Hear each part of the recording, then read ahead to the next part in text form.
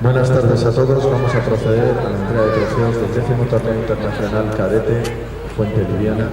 Nos acompaña hoy aquí don Francisco Hernández, presidente del Círculo Cultural Deportivo San Xenxo, y don Gabriel Fernández, secretario de la Federación Gallega. Por favor, un aplauso para ellos.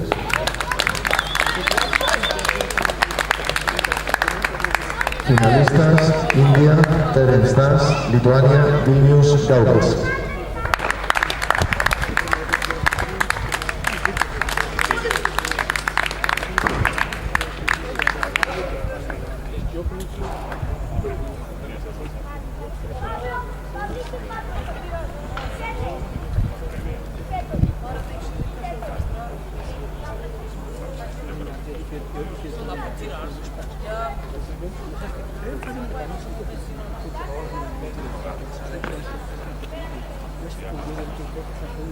Campeones: Portugal, João Ferreira, Tiago Torres.